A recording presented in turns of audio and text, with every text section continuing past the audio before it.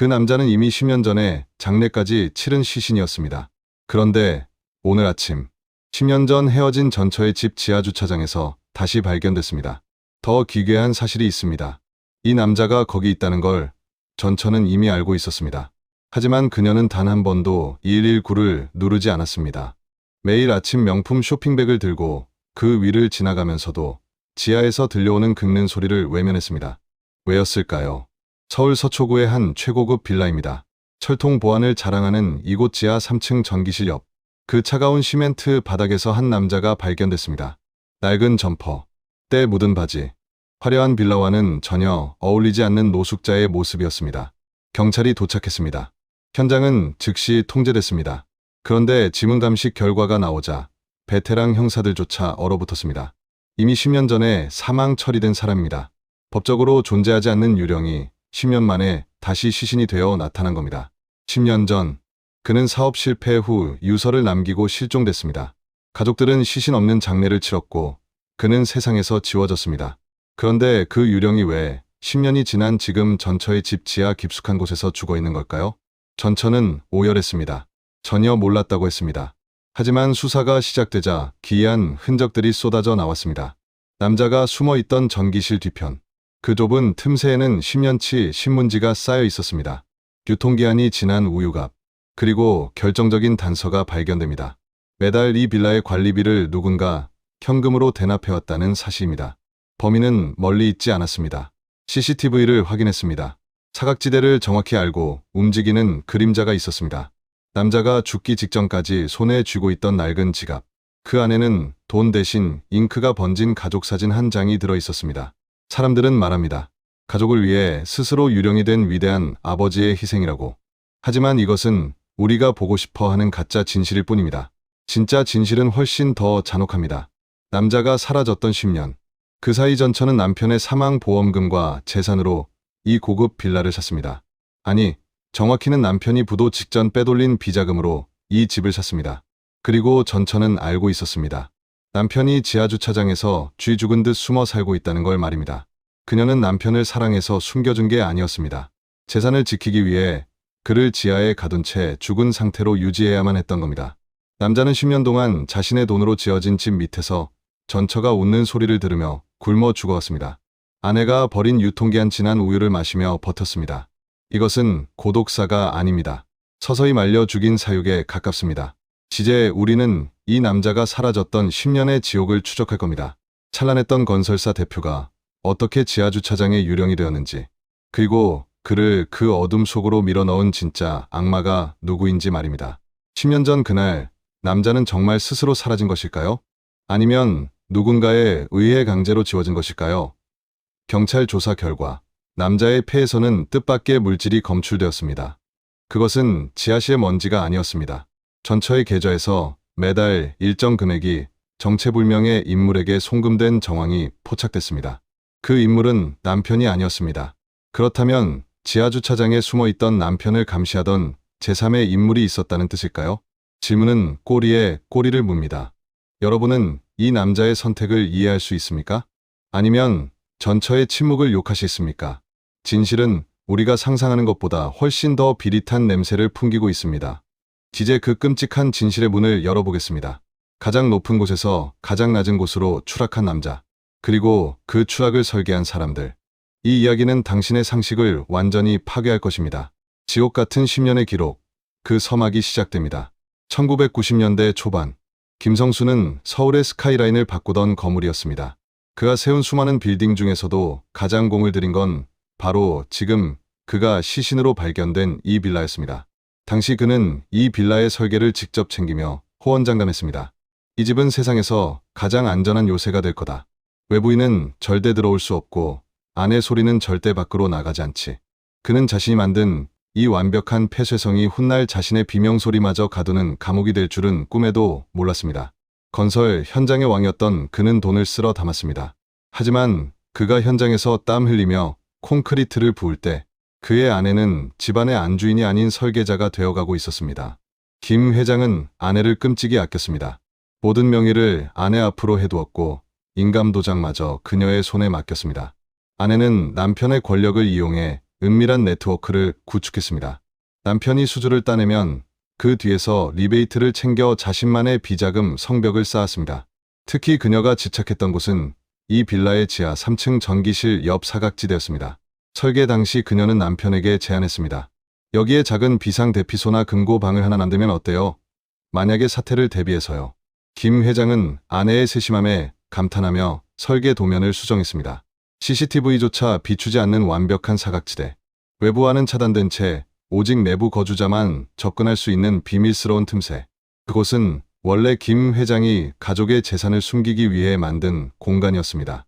하지만 IMF의 파고가 덮쳤을 때 상황은 반전되었습니다. 김 회장이 연대보증으로 벼랑 끝에 몰리자 전처의 본색이 드러났습니다. 그녀는 이미 남편의 모든 자산을 차명으로 돌려놓은 상태였습니다. 빚쟁이들이 들이닥치자 그녀는 남편에게 속삭였습니다. 당신이 죽어야 우리 가족이 살아요. 당신이 만든 그 지하 공간에 잠시만 숨어 있어요. 내가 다 정리하고 부를게요. 남편은 아내의 말을 믿었습니다. 자신이 직접 설계한 누구도 찾을 수 없는 그 안전한 지하 공간으로 스스로 걸어 들어갔습니다. 아내는 남편이 지하로 내려가자마자 현관 비밀번호를 바꿨습니다. 그리고 남편의 사망 신고를 서둘렀습니다. 김 회장은 자신이 만든 완벽한 요새 안에 갇혔습니다. 안에서는 밖을 볼 수 있지만 밖에서는 절대 보이지 않는 구조.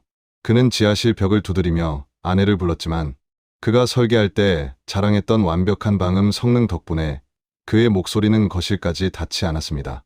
아내는 거실에서 화려한 파티를 열고 웃음을 터뜨렸지만 발밑에서 남편이 굶주림에 벽을 긁는 소리는 음악 소리에 묻혀 사라졌습니다.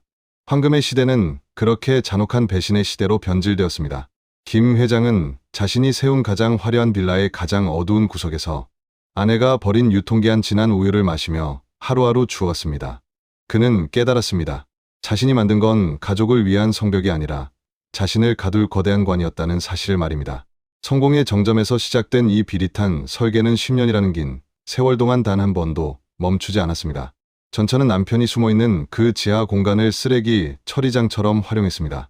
남편의 존재는 그녀에게 재산을 지키기 위한 담보일 뿐이었습니다. 전처는 매일 아침 그 지하 주차장을 가로질러 외출했습니다. 발밑에서 남편이 죽어가는 줄도 모른 채 혹은 너무나 잘 알면서도 말입니다. 남편이 10년 동안 먹은 건 아내가 먹다 남긴 잔반과 썩은 물이었습니다. 아내는 명품백을 들고 외제차에 올랐고 남편은 그 차의 엔진 소리를 들으며 시멘트 벽을 긁었습니다. 김 회장이 마지막 순간까지 쥐고 있던 가족 사진. 그 사진 속에서 웃고 있는 아내는 이미 10년 전부터 남편의 무덤을 설계하고 있었습니다. 빌라 관리비가 매달 현금으로 납부된 이유도 바로 이것이었습니다. 남편이 살아있다는 증거를 남기지 않으면서도 그가 있는 지하실의 전기가 끊기지 않게 하기 위한 전처의 치밀한 관리였습니다. 굶주림과 추위보다 남자를 더 괴롭힌 건 바로 위층에서 들려오는 아내와 아이들의 웃음소리였습니다. 자신이 세운 성벽 안에서 철저히 타자가 되어버린 창조주의 비극. 그것이 이 지하주차장의 서린 10년의 기록입니다. 10년 전 그날 남자가 지하실 문을 닫고 들어갔을 때 이미 그의 장례식은 시작된 것이나 다름없었습니다. 이제 그 어둠 속에서 남편이 보낸 통곡의 기록들이 하나둘 세상 밖으로 터져 나오기 시작합니다. 지하 3층 전기실 옆 한 평 남짓한 공간. 그곳은 김성수가 직접 설계한 비상 금고방이었습니다. 하지만 문이 밖에서 잠기는 순간 그곳은 세상에서 가장 완벽한 감옥이 되었습니다. 처음 며칠 동안 김 회장은 아내의 약속을 믿었습니다. 빚쟁이들이 물러가고 상황이 정리되면 아내가 비밀번호를 누르고 자신을 꺼내줄 것이라 확신했습니다. 그는 어둠 속에서 아내의 발소리를 기다렸습니다. 위층 거실에서 들려오는 아이들의 웃음소리, 아내가 손님들과 나누는 대화 소리가 환풍구를 타고 들려올 때마다 그는 안도했습니다. 내 가족이 무사하구나. 내가 조금만 더 참으면 다시 저 따뜻한 거실로 돌아갈 수 있겠지. 그것은 처절한 오판이었습니다. 시간이 흐를수록 배고픔보다 무서운 건 정적이었습니다. 아내는 일주일에 한 번 모두가 잠든 새벽에 지하실로 내려왔습니다.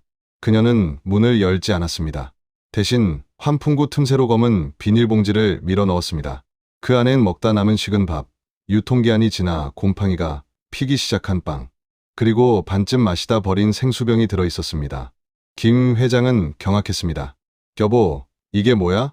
나 좀 꺼내줘. 빚쟁이들은 다 갔어? 그는 문을 두드리며 울부짖었습니다. 하지만 문 밖에서 들려온 아내의 목소리는 얼음처럼 차가웠습니다. 당신은 이미 죽은 사람이에요. 밖에는 아직도 당신을 잡으러 온 사람들이 깔렸어. 지금 나가면 우리 애들 인생까지 다 망가져. 그냥 거기 죽어 지내요. 그게 우리 가족이 사는 유일한 길이니까. 가스라이팅은 치밀했습니다. 아내는 매번 남편에게 외부의 공포를 주입했습니다. 어제도 형사들이 다녀갔어요. 당신 살아있는 거 들키면 나랑 애들 다 감옥 가요. 당신, 우리 죽는 꼴 보고 싶어? 김 회장은 절망했습니다.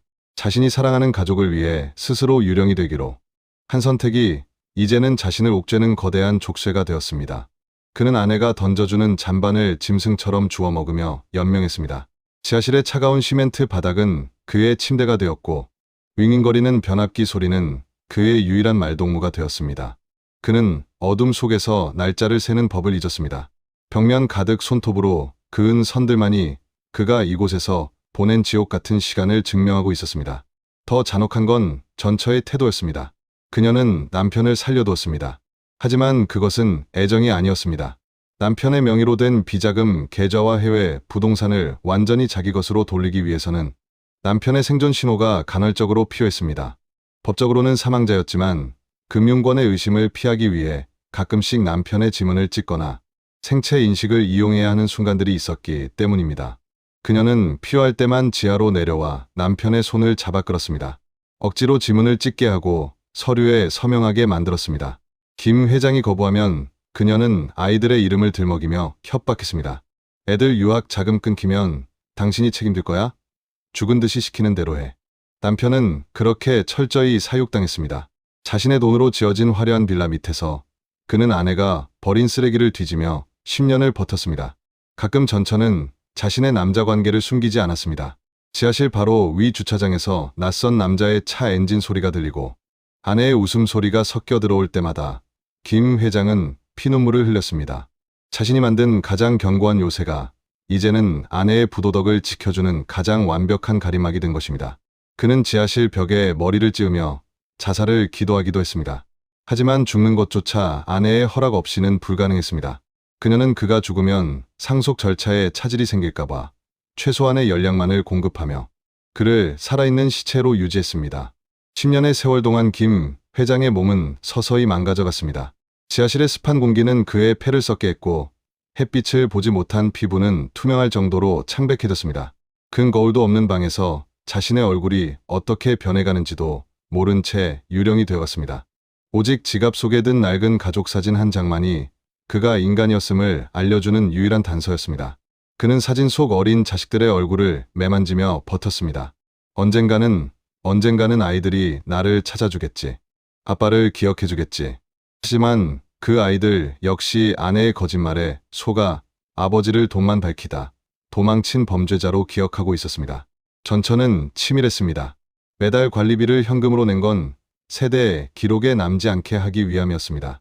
지하실 전기가 끊기지 않아야 남편이 얼어 죽지 않고 자신의 자산을 관리할 도구로서 가치를 유지할 수 있었기 때문입니다. 그녀는 남편을 사랑한 것이 아니라 그가 가진 정보와 권한을 사랑했습니다. 그 권한이 모두 자신에게 넘어온 순간 남편은 더 이상 존재할 가치가 없는 폐기물이 되었습니다. 김 회장이 시신으로 발견되기 한 달 전, 전처는 더 이상 지하실로 음식을 보내지 않았습니다. 모든 재산 정리가 끝난 시점이었습니다. 남편은 10년 만에 처음으로 완벽한 고독과 마주했습니다. 물조차 나오지 않는 어둠 속에서 그는 자신의 죽음을 설계하기 시작했습니다. 이번에는 아내가 시킨 가짜 죽음이 아니라 세상을 향해 자신의 억울함을 폭로할 진짜 죽음이었습니다. 평온하던 전처의 일상에 균열이 가기 시작한 건 10년 전 공범이었던 심부름센터 직원 박 씨의 탐욕 때문이었습니다. 박 씨는 남편의 가짜 사망을 설계한 뒤 지난 10년 동안 전처의 피를 빨아먹었던 거머리였습니다. 그는 전처가 보내주는 돈으로 도박에 빠졌고 빚이 불어나자 결국 선을 넘었습니다. 사모님, 지하에 있는 그 양반 요즘 숨소리가 거치던데 차라리 내가 깔끔하게 보내드릴까요? 아니면 돈을 3배로 올리든가. 박 씨의 협박은 날카로운 칼날이 되어 전처의 목을 겨눴습니다. 하지만 전처는 당황하지 않았습니다. 그녀는 박 씨가 도박 빚 때문에 쫓기고 있다는 사실을 이미 알고 있었습니다. 전처는 박 씨를 집으로 불러들였습니다. 최고급 위스키를 내놓으며 미소를 지었습니다. 박 사장님, 그동안 고생 많으셨죠? 이번에 크게 한 장 챙겨드릴 테니 아예 해외로 나가시는 건 어때요? 전처는 박 씨의 앞에 현금 뭉치가 든 가방을 던졌습니다. 눈이 뒤집힌 박 씨가 돈을 확인하던 그 순간 전처가 준비한 함정이 작동했습니다. 그녀는 박 씨가 즐겨 마시던 위스키에 강력한 수면제를 타두었습니다. 술기운과 약기운에 취해 박 씨가 정신을 잃자 전처는 거실 구석에 숨어있던 자신의 진짜 조력자를 불러냈습니다.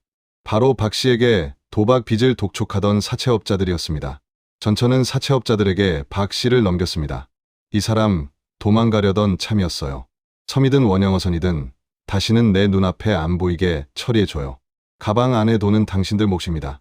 전처는 박 씨의 도박 빚을 대신 갚아주는 척하며 그를 산 채로 팔아넘긴 것이었습니다. 박 씨는 그렇게 비명 한 번 지르지 못하고 어두운 차 트렁크에 실려 사라졌습니다. 경찰 기록에는 채무로 인한 야반 도주로 남았습니다. 자신을 협박하던 사냥개를 더 굶주린 늑대들에게 던져준 셈입니다. 이제 지하실의 존재를 아는 사람은 오직 전처뿐이었습니다. 방해꾼이 사라지자 전처의 광기는 극에 달했습니다. 그녀는 직접 지하 3층으로 내려갔습니다. 10년 만에 처음으로 철문 앞에 선 그녀는 남편의 애원을 들었습니다. 열어줘. 제발. 하지만 그녀는 가방에서 미리 준비한 강력 접착제와 특수 실란트를 꺼냈습니다. 박 씨가 남편에게 음식을 넣어주기 위해 뚫어놓았던 유일한 틈새를 실란트로 꼼꼼히 메우기 시작했습니다. 성수 씨, 박 사장도 떠났어. 이제 당신 챙겨줄 사람 아무도 없어. 그냥 거기서 조용히 죽어줘. 그게 당신이 가족에게 해줄 마지막 선물이야. 그녀의 손놀림은 소름 끼칠 정도로 차분했습니다. 문틈 사이로 새어나오던 신락 같은 빛조차 허락하지 않겠다는 뜻이었습니다. 안에서 남편이 문을 긁는 소리가 들렸지만 전처는 무선 이어폰을 꽂고 경쾌한 팝송을 틀었습니다. 비명은 두꺼운 방음 벽에 막혀 한 뼘도 나가지 못했습니다. 작업을 마친 전처는 아무 일 없었다는 듯 엘리베이터를 타고 올라와 평소보다 더 달콤한 잠에 들었습니다. 그녀는 몰랐습니다. 남편이 마지막 힘을 짜내어 지갑 속에 숨겨둔 것이 사진 한 장뿐만이 아니었다는 사실을 말입니다. 붉은 균열은 이제 전처의 심장부로 향하고 있었습니다. 전처는 승리를 확신했습니다. 방해꾼 박 씨는 먼 바다로 팔려갔고 남편이 갇힌 지하실 문틈은 실란트로 완벽하게 봉인되었습니다. 그녀는 이제 남편이 굶어 죽기만을 기다리면 되었습니다. 하지만 그녀가 간과한 사실이 하나 있었습니다. 10년 동안 지하실에 갇혀있던 김성수는 바보가 아니었습니다. 그는 한때 수천 명의 직원을 거느리고 대규모 건설 현장을 진두지휘하던 전략가였습니다. 그는 박 씨가 자신을 이용해 전처의 돈을 갈취하고 있다는 사실을 진작에 간파하고 있었습니다. 그래서 그는 죽기 직전 탐욕스러운 박 씨를 포섭해 최후의 보험을 들어두었습니다. 남편은 박 씨에게 자신의 마지막 비자금 계좌 비밀번호를 알려주는 대가로 작은 물건 하나를 요구했습니다. 그것은 최신형 스마트폰도 무기도 아니었습니다. 바로 지하실 구석, 전처도 모르는 환풍기 모터 안쪽에 설치할 수 있는 초소형 와이파이 캠과 녹음기였습니다. 박 씨는 돈에 눈이 멀어 남편의 지시에 따라 장비를 설치했습니다. 이 장비는 빌라 공용 와이파이에 몰래 접속되어 지하실 내부의 처절한 사육 현장과 전처가 문 밖에서 내뱉은 잔혹한 폭언들을 실시간으로 클라우드 서버에 저장하고 있었습니다. 전처가 지하실 문틈을 실란트로 메우며 팝송을 흥얼거리던 그날 밤, 김성수는 희박해져가는 산소를 들이마시며 마지막 힘을 짜내어 스마트폰의 전송 버튼을 눌렀습니다. 그는 알고 있었습니다. 자신이 이 방을 살아서 나갈 확률은 0%라는 것을요. 하지만 그는 자신의 죽음을 헛되이 만들 생각이 없었습니다. 그는 클라우드에 저장된 모든 영상과 녹음 파일을 특정 날짜에 발송되도록 예약해두었습니다. 수신인은 단 2명. 미국에서 유학 중인 자신의 친아들과 10년 전 자신의 도산 사건을 담당했던 퇴직 검사였습니다. 전처는 이 사실을 꿈에도 모른 채 승리의 축배를 들었습니다. 그녀는 남편의 사망을 공식화하기 위해 마지막 연극을 시작했습니다. 일부러 지하실 근처에서 이상한 냄새가 난다며 관리인에게 점검을 요청한 것입니다. 자신이 직접 발견하는 것보다 타인의 입을 통해 시신이 발견되게 함으로써 자신은 그저 10년 동안 죽은 줄로만 알았던 남편의 귀환을 몰랐던 가련한 미망인이 되려 했습니다. 계획대로 시신이 발견되었습니다. 전처는 세상에서 가장 슬픈 표정으로 기자들 앞에서 오열했습니다. 그이가 여기 살아있는 줄 알았다면 제 목숨을 바꿔서라도 구했을 거예요. 그녀의 연기는 완벽해 보였습니다. 하지만 그 순간 그녀의 스마트폰으로 알람이 울렸습니다. 미국에 있는 아들에게서 온 화상 전화였습니다. 엄마, 지금 뉴스 봤어. 근데 이게 다 뭐야? 아빠가 보낸 메일. 이거 진짜 엄마 목소리 맞아? 아들의 목소리는 떨리고 있었습니다. 메일에는 전처가 지하실 문 밖에서 당신은 10년 전에 이미 죽었어야 했어 라고 차갑게 내뱉던 음성이 담긴 파일이 첨부되어 있었습니다. 전처의 얼굴에서 핏기가 가셨습니다. 아들은 엄마가 아빠를 10년 동안 지하실에 가두고 썩은 음식을 던져주며 사육했다는 진실을 목격해버린 것입니다. 사건의 흐름은 순식간에 뒤집혔습니다.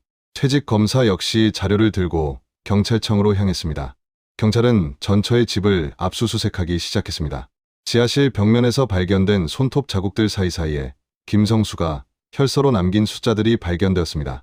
그것은 전처가 차명으로 빼돌린 비자금 계좌번호와 비밀번호였습니다.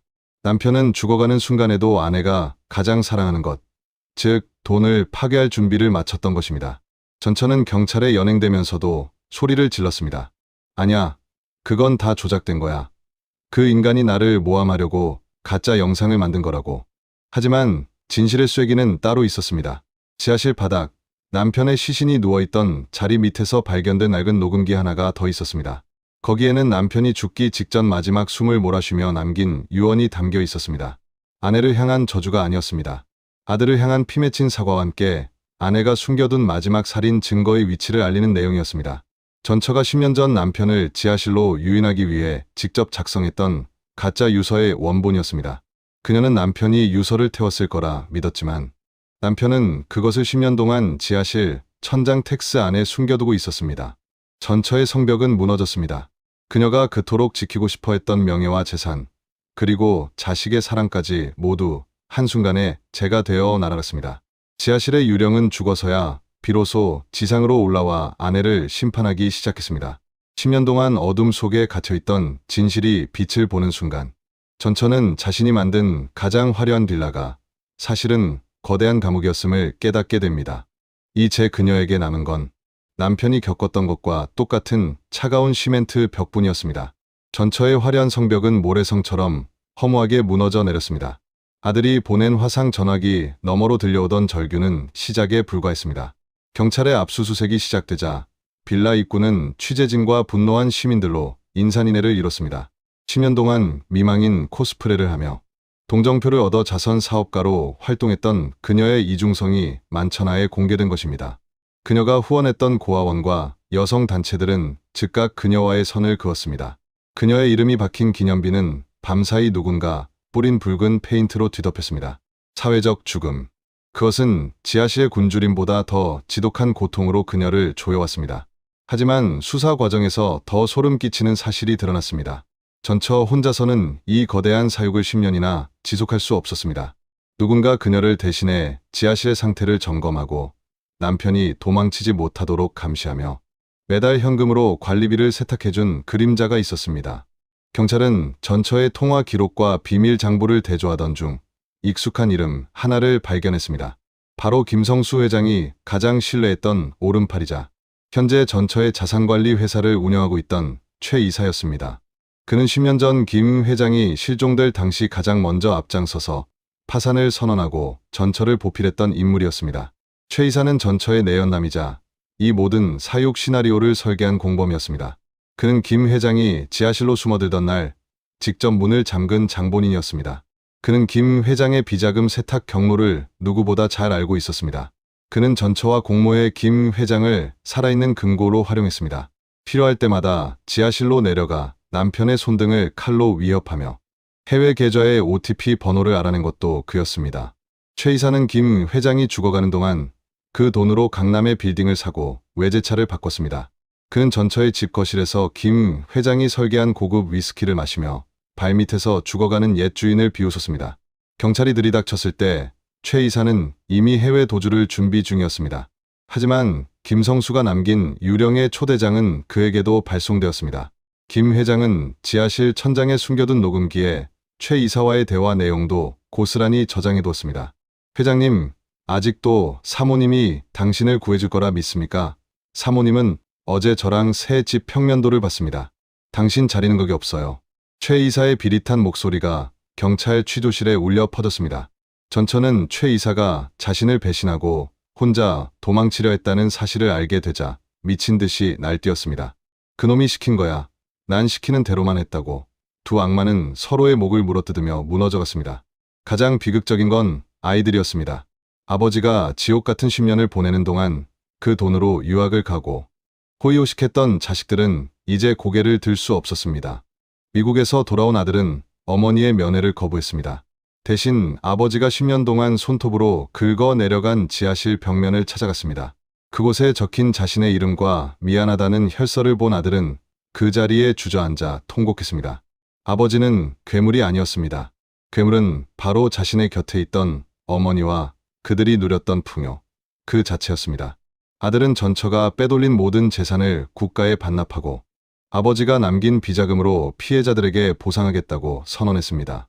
전처의 드레스룸에 가득했던 명품백들은 모두 압수, 물품 태그가 붙은 채 바닥에 뒹굴었습니다. 그녀가 자랑하던 수천만 원짜리 다이아몬드 목걸이는 남편의 목숨값이었음이 증명되었습니다. 법정으로 향하는 호송차 안에서 전처는 창밖을 내다보았습니다. 자신이 직접 설계하고 지었던 강남의 빌딩들이 스쳐 지나갔습니다. 하지만 이제 그 건물을 바라보는 그녀의 눈에 비친 건 화려한 유리벽이 아니었습니다. 지하실에서 남편이 보았던 것과 똑같은 차갑고 어두운 감옥의 창살이었습니다. 그녀는 비로소 깨달았습니다. 자신이 남편을 가둔 것이 아니라 스스로가 만든 탐욕의 감옥에 갇혀버렸다는 사실을 말입니다. 검찰은 전처와 최 이사에게 무기징역을 구형했습니다. 10년의 감금, 고문, 그리고 고의적 방치에 의한 살인, 잔혹한 사건의 전말이었습니다. 전처는 법정에서도 끝까지 자신의 결백을 주장했습니다. 그 인간은 원래 죽고 싶어 했어. 내가 살려준 거야. 그녀의 외침은 공허한 메아리가 되어 사라졌습니다. 방청석에 앉아있던 아들은 어머니를 차갑게 외면했습니다. 이제 그녀에게 남은 건 아무것도 없었습니다. 돈도, 명예도, 자식의 사랑도. 오직 지하실의 눅눅한 냄새만이 환각처럼 그녀의 코끝을 맴돌 뿐이었습니다. 지상으로 올라온 유령의 복수는 그렇게 전처의 왕국을 폐허로 만들었습니다. 전처와 최 이사의 재판이 연일 매스컴을 장식하던 날, 세간의 관심은 온통 그들이 빼돌린 수백억 원대의 자산에 쏠려 있었습니다. 하지만 경찰이 지하실을 최종 감식하던 중 누구도 예상치 못한 물건 하나가 발견되었습니다. 그것은 김성수가 시신으로 누워있던 자리 옆 시멘트 바닥 아래를 파헤쳐 만든 작은 틈새에 들어 있었습니다. 기름종이에 겹겹이 쌓여 습기 한 점 차지 않은 낡은 공책 한 권이었습니다. 사람들은 그것이 비자금 장부일 것이라 추측했습니다. 전처 역시 변호인을 통해 그 공책의 소유권을 주장하며 필사적으로 회수하려 들었습니다. 하지만 공책의 첫 장을 넘긴 담당 형사는 그 자리에서 멈춰섰습니다. 그것은 장부가 아니었습니다. 10년 동안 김성수가 어둠 속에서 손가락의 감각만으로 써 내려간 참회의 기록이었습니다. 오늘도 위층에서 아이들의 피아노 소리가 들린다. 막내의 서툰 연주가 멈출 때마다 나는 숨을 멈춘다. 공책에는 그가 겪은 고통보다 자신이 과거에 저질렀던 오만과 탐욕에 대한 처절한 반성이 담겨 있었습니다. 그는 한때 돈이면 무엇이든 할 수 있다고 믿었던 건설사의 왕이었습니다.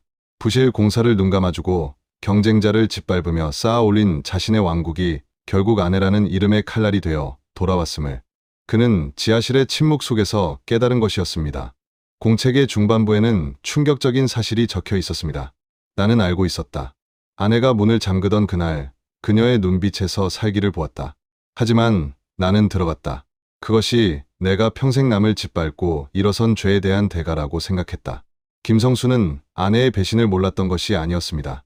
그는 자신의 몰락이 가족에게 전염되지 않기를 바랐고 아내의 탐욕을 채워주는 것이 자신이 할 수 있는 마지막 속죄라고 믿었습니다. 그는 지하실에서 굶어 죽어가는 순간에도 아내를 증오하기보다 자신이 괴물로 키워낸 아내의 모습에 눈물을 흘렸습니다. 사육당한 것이 아니라 스스로 사육되기를 자처한 성자의 몰락이었습니다. 하지만 공책의 마지막 장에는 반전이 숨어 있었습니다. 그는 자신의 죽음이 단순한 자살로 남기를 원치 않았습니다. 그는 아내가 자신을 죽이도록 유도했습니다. 아내는 오늘 내 환풍구를 막았다. 이제 나에게 남은 산소는 단 몇 시간뿐이다. 나는 그녀가 마지막 선을 넘기를 기다렸다. 그래야만 이 지옥 같은 연쇄가 끊어질 테니까. 그는 자신의 죽음을 통해 아내의 죄를 완성시켰습니다. 아내가 법적 처벌을 받게 함으로써 그녀의 손에 묻은 피를 세상에 드러내고 남은 아이들만이라도 그 탐욕의 그늘에서 벗어나게 하려는 마지막 설계였습니다. 공책과 함께 발견된 또 다른 물건은 작은 열쇠 하나였습니다. 그 열쇠는 빌라 근처 오래된 상가의 지하 보관함 열쇠였습니다. 경찰이 그곳을 열었을 때 현장에는 수조 원대의 금괴나 채권 대신 낡은 서류, 뭉치들이 가득했습니다. 그것은 김성수가 과거에 부실 공사를 강요받았던 현장들의 도면과 비리 장부들이었습니다. 그는 죽어서도 자신의 죄를 고백했습니다. 내가 지은 건물들이 누군가의 무덤이 되지 않기를 바란다. 이 서류들이 공개되면 내 이름은 영원히 더럽혀지겠지만 진실은 바로잡아야 한다. 그는 자신의 명예를 버리고 타인의 생명을 선택했습니다. 이 소식이 전해지자 전처는 구치소에서 실성을 거듭했습니다. 그녀는 남편이 자신을 용서하지 않고 끝까지 정혜라는 이름으로 복수했다고 믿었습니다. 하지만 아들의 생각은 달랐습니다.